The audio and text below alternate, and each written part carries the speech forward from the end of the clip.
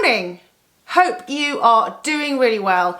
Here in England, we had some really rubbish news last night, which is that we are now in our 4th lockdown. We are still allowed to go out and exercise, but only once a day, and you're only allowed to do that with one other person. So at least we still have a tiny bit of freedom. We can leave the house, and we don't have to stay within a particular circumference of our house. So I'm feeling very, very lucky indeed that we can even do that. But it is a major bummer. So I'm sending love and support to all of you who are struggling during this horrible, horrible time.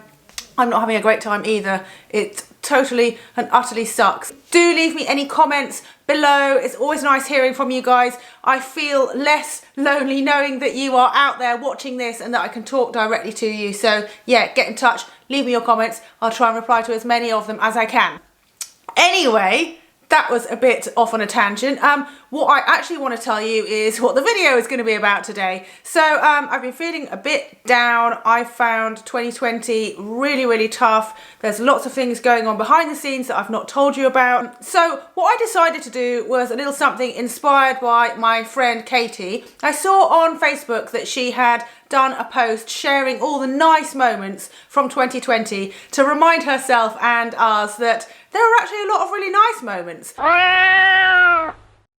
So the absolute #1 best thing that happened in 2020, weirdly, is that I got to stay home more and I got to ride more in my local area. I got to spend extra time with my daughter, which is just absolutely precious.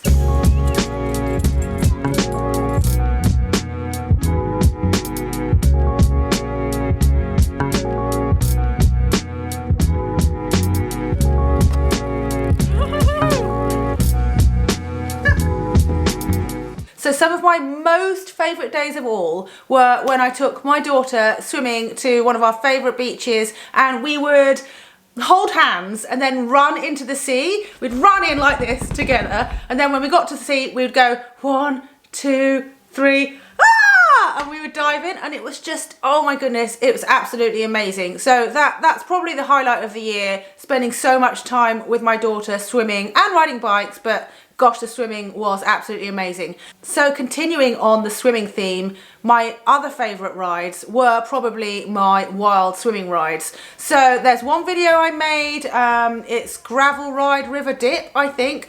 It's got nearly 700,000 views, which is completely insane.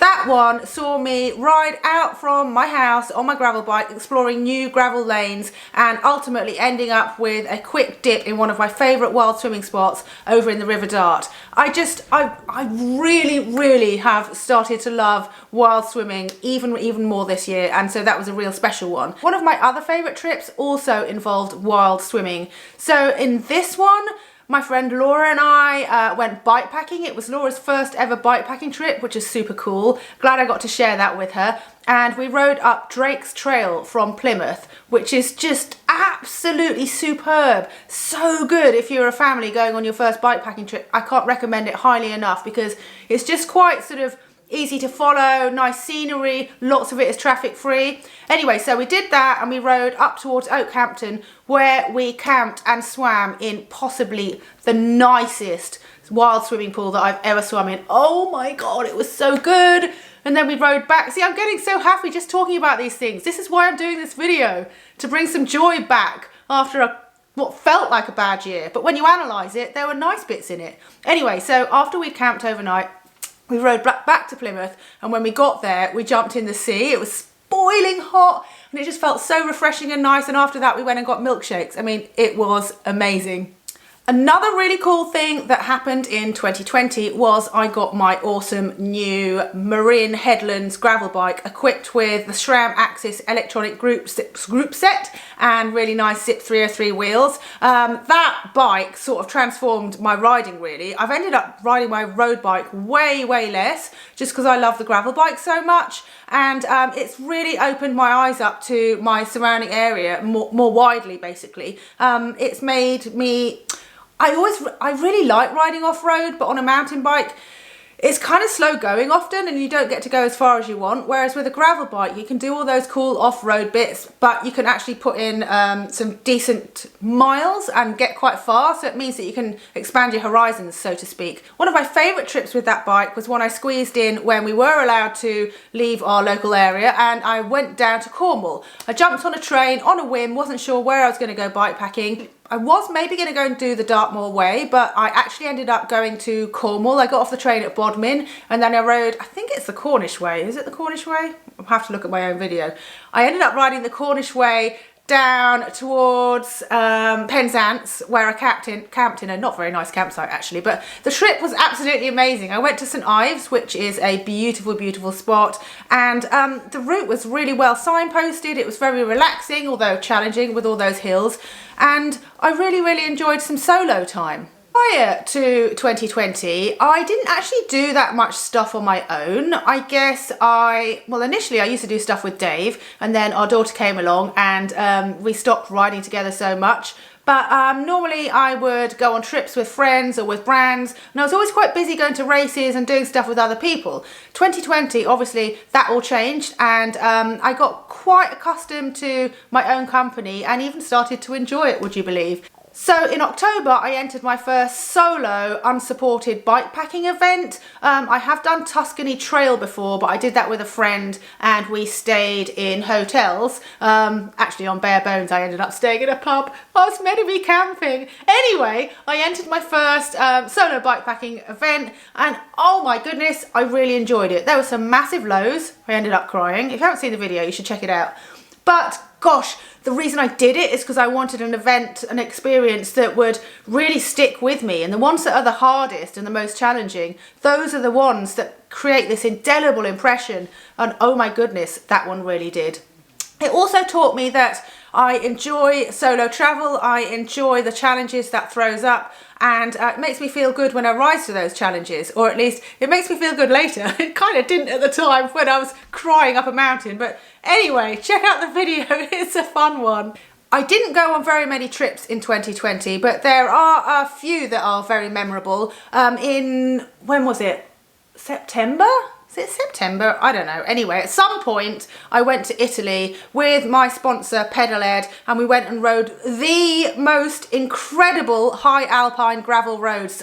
Oh my goodness, they were absolutely amazing, and the people I was with were just super duper nice. I'd love to see those guys again. But yeah, the area we went to was just phenomenal. Gorgeous refugios where you could go and have a wonderful lunch, and I saw lots of spots where I'd like to go back and camp. So I am thinking at some point when we're allowed to leave the country, yay Brexit and COVID, I will go back to the Dolomites and I will string together some of those gravel tracks and go camp out for say a week or something. That would be the dream. Anyway, after the pedal-led shoot on my gravel bike, I then had a spare day in Lake Como. So I went for one of the best rides of the year, even though it was boiling hot and I was wearing full-length bib tights. But anyway, Lake Como is an absolutely beautiful, beautiful spot. I actually used to live there. Gosh, my life's weird. I've done so much weird stuff, so many highs and lows. But anyway, I used to live in Lake Como and it was nice to be back and cycle around that beautiful landscape and share that story with you. That video got quite a lot of views, I guess because people enjoyed seeing this wonderful scenery when they've been stuck at home all year. So hopefully I'll get to go back there sometime because Lake Como is wonderful. If you ever get the chance, put it on your list of places to go. So kind of coming to the end of the yearly roundup, I am feeling pretty happy remembering all these nice things that I did in 2020. But yeah, just quickly before I finish, I just wanted to share the other thing that I found really fun in 2020, and that was riding off-road, mountain biking and dirt jumps. So I don't think I've mentioned it on here. I did mention it on Instagram the other day, but actually when I got sponsored by Marin, it was as a mountain biker, and I was sponsored by Fox as well. And it's only because I got so into riding gravel and fixed gear bikes and everything like that, that I kind of let that slide. But with me being here in the UK more and in my local area more, I've managed to do more mountain biking this year, which is a real bonus. Also, it's got really icy recently, so I've been riding a lot more off-road. But anyway, the trip I wanted to tell you about was one that I made with some friends when we were allowed to actually congregate. We all went down to one of my favourite places in Cornwall. It's called The Track. They have this huge series of different sized dirt jumps.